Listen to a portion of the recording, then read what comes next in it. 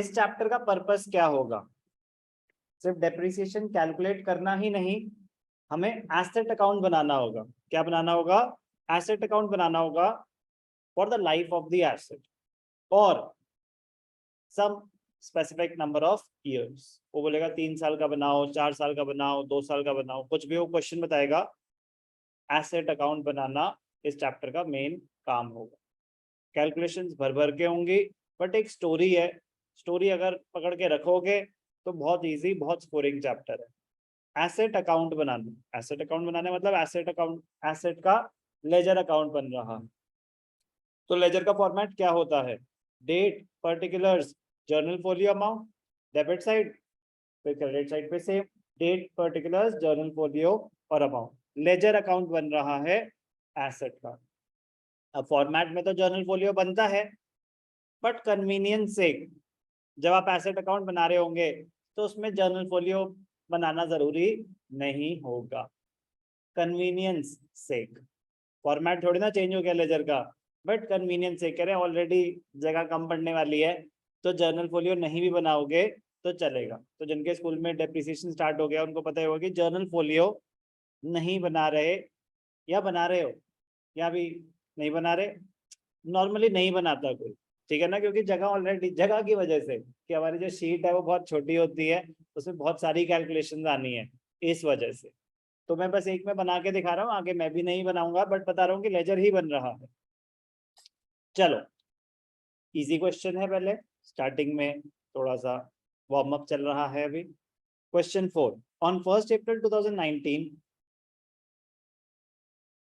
on 1st April 2019, X Limited purchased a machinery costing rupees 4 lakh and spent rupees 50,000 on its installation. The estimated life of the machinery is 10 years, after which its residual value will be 50,000. तो जो कहानी आपको सुनाई उसी पे based question है, बड़ा question है, लेकिन हमें कॉस्ट दे रखी है 4,50,000 उसकी इंस्टॉलेशन, तो 450 हो गई उसकी कॉस्ट, एस्टिमेटेड लाइफ है 10 years, स्क्रैप वैल्यू भी दे रखी है। Find out the amount of annual depreciation according to fixed instalment method. तो ये तो आपने अभी कर ही लिया है कि अमाउंट कैलकुलेट करना तो हमारे लिए 1 मिनट का काम है।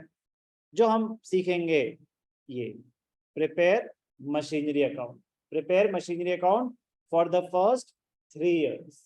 तो आराम से देखेंगे कि कॉन्सेप्ट क्या है, कैसे बनाते हैं डायरेक्टली लेजर, क्योंकि जर्नल के बाद बनता है ना लेजर। तो जर्नल एंट्री आपको माइंड में सोचनी होगी। बहुत बेसिक सी ट्रांजैक्शंस हैं। Asset purchased, asset account debited to bank account, depreciated the asset, asset depreciated, depreciation account debited to asset. Basic entries, अभी सेल नहीं हो रही तो जितना हो रहा है उतने की बात करते हैं, बट एंट्रीज आपको माइंड में सोचनी है, कहीं लिखनी नहीं है। वो आपसे क्या मांग रहा है? Machinery account. The books are closed on 31st March every year.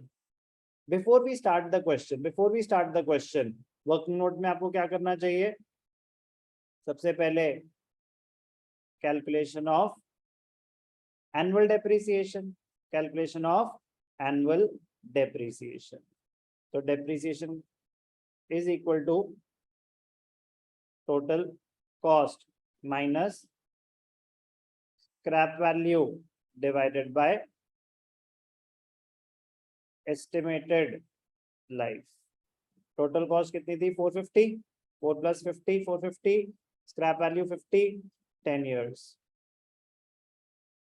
4,50,000 minus 50,000 divided by 10 years। 4 lakh divided by 10 is equal to 40,000। क्या है ये? Annual depreciation. तो डेप्रिसिएशन इज 40,000 पर annum। तो कैलकुलेशन तो हम सीख ही गए हैं। अब हमने सीखना है presentation in the asset account. ये सिर्फ आपकी अंडरस्टैंडिंग के लिए, सिर्फ और सिर्फ आपकी अंडरस्टैंडिंग के लिए। ऑब्वियसली आप कॉपी तो अभी करेंगे, जब आप क्वेश्चन सॉल्व कर रहे होंगे तब ये करने की जरूरत नहीं होती। 2 ट्रांजैक्शंस ही हो रही हैं अभी आपके लिए। एसेट परचेज्ड, तो जब एसेट परचेज हुआ तो एंट्री क्या होगी? जो भी आपने एसेट परचेज करा, asset account debited to, normally हम कैश से करते थे, अब हम सीखेंगे कि हम सारी एंट्रीज बैंक से करेंगे। कंपनीज जितने भी बड़े खर्चे होते हैं 20,000 के ऊपर, मतलब वो तो इनकम टैक्स की बात हो गई, बट नॉर्मली वो चेक के थ्रू पेमेंट करते हैं, बैंक के थ्रू पेमेंट करते हैं। तो आप सारी ट्रांजैक्शंस इस चैप्टर में बैंक के थ्रू करेंगे, इसमें कोई डाउट?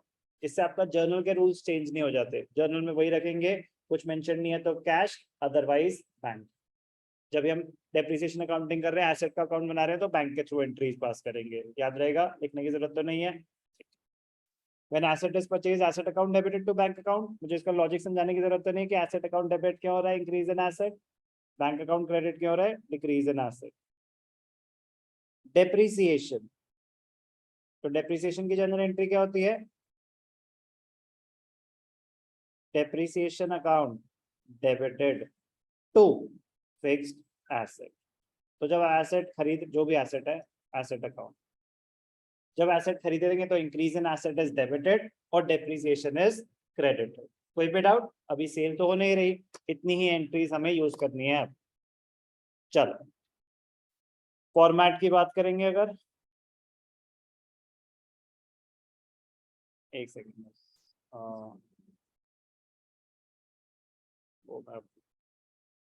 ठीक, क्या बना रहे हैं हम? परचेज अ मशीन, तो आप हेडिंग देंगे मशीनरी अकाउंट, हेडिंग देंगे machinery account. Left side is the debit side, right side is the credit side. पहला ईयर क्या है? 19, 1 अप्रैल 19 मतलब 1920। आप क्या लिखेंगे यहाँ पे? 2019-20, 2019-20। पहली ट्रांजैक्शन कब हुई? April 1, डेट में आ जाएगा April 1। एंट्री क्या हुई? Machinery account debited to bank account, to bank account. Multiple खर्चे हुए हैं तो उसी के ब्रैकेट्स में आ जाएगा, क्या आ जाएगा? 4 लाख प्लस 50,000। आप सेम एंट्री दो बार भी पास कर सकते हैं सेम डेट पे, machinery to bank 4 lakh, machinery to bank 50,000, but machinery को ही डेबिट होता है any expenditure incurred at the time of purchase और इंस्टॉलेशन ऑफ द एसेट। कोई डाउट? दो एंट्रीज भी पास कर सकते थे सेम डेट पे और ऐसे ब्रैकेट्स में ऐड करके भी दिखा सकते हैं। Now rate of depreciation question में गिवन नहीं था, बट हमने वर्किंग में कैलकुलेट करके देखा कि एनुअल डेप्रिसिएशन कितनी आ रही है? 40,000। डेप्रिसिएशन कब कैलकुलेट होती है? डेप्रिसिएशन कैलकुलेट होती है at the end of the year, और अगर एसेट साल के बीच में बिक रहा हो तो उस एसेट पे तब। यहाँ कोई सेल का केस तो नहीं है, तो नॉर्मल सिनेरियो में depreciation is calculated at the time of closing. Depreciation will be calculated at the time of closing, आपके अंडरस्टैंडिंग के लिए।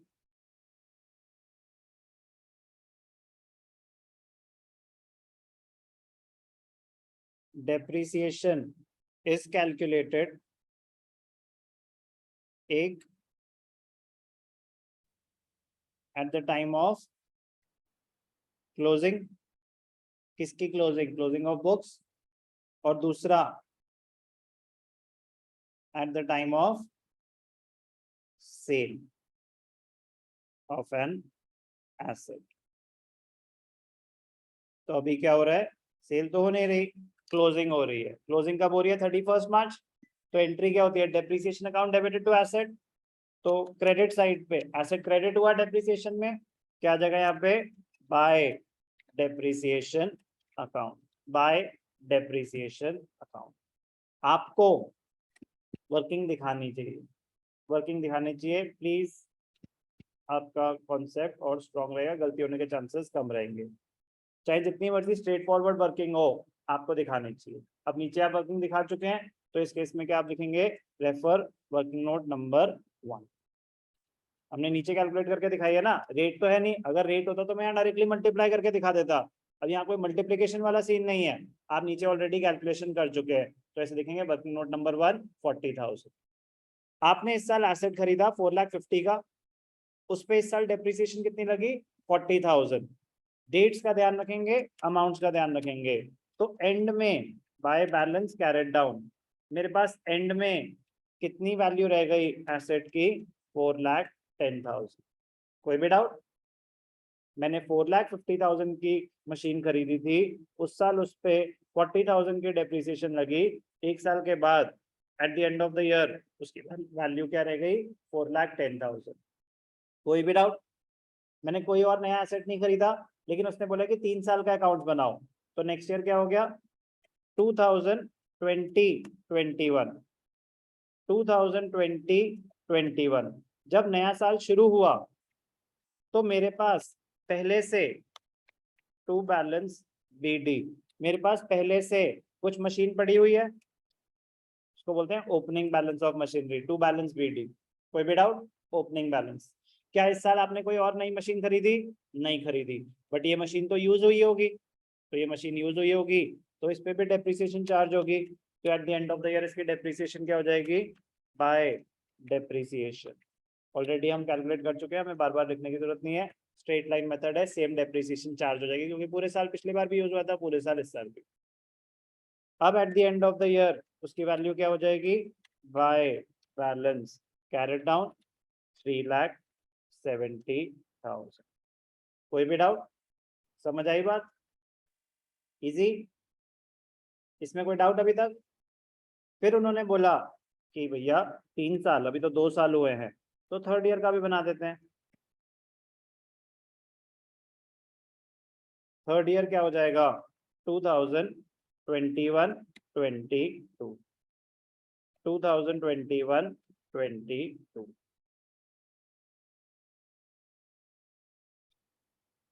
2021-22 जब शुरू हुआ तो क्या पहले से कुछ पड़ा हुआ था? यस। टू बैलेंस बीडी, पहले से कितनी मशीन पड़ी हुई थी? वैल्यू 3,70,000। क्या इस साल आपने कोई और नई खरीदी? नहीं खरीदी, न्यू मशीनरी हमने कुछ नहीं खरीदा, बट यूज तो किया, तो डेप्रिशिएट हुआ होगा March 31 बाय डेप्रिसिएशन। कितना डेप्रिसिएशन? बड़ा सा लग रहा है, 40,000 March 31 बाय बैलेंस कैरेट 3,30,000। तो 3 साल के बाद इसकी वैल्यू क्या रह गई? 3,30,000।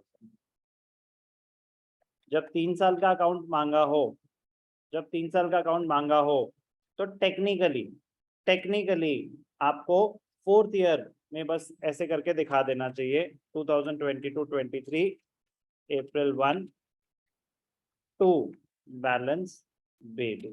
कितना? 3,30,000।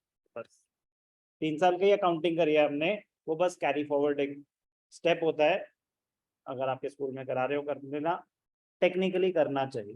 टेक्निकली जैसे मैं लेजर में मैं बोलता कि नेक्स्ट पीरियड में उसको बैलेंस कैरी फॉरवर्ड करके दिखा दो, ब्रॉट डाउन। इजी है ये क्वेश्चन, ठीक है ना? कॉन्सेप्ट अभी धीरे धीरे बिल्डअप होगा, अभी तो एक मशीनरी थी, कहानी यही रहेगी। अब क्या होगा, बीच में हमने अगले साल एक और मशीनरी खरीद ली, तो जो एग्जिस्ट करती थी उसके साथ तो वही होता रहेगा, फिर जो नई खरीदी उसकी भी अकाउंटिंग हो जाएगी, फिर हमने एक मशीनरी बेच दी, तो आप सोचो ट्रांजैक्शन ज्यादा नहीं है उनके पास, मशीनरी खरीदेंगे, मशीनरी डेप्रिशिएट होगी, मशीनरी बेचेंगे, तीन ही चीजें हैं उनके पास, और कोई चौथी चीज नहीं है।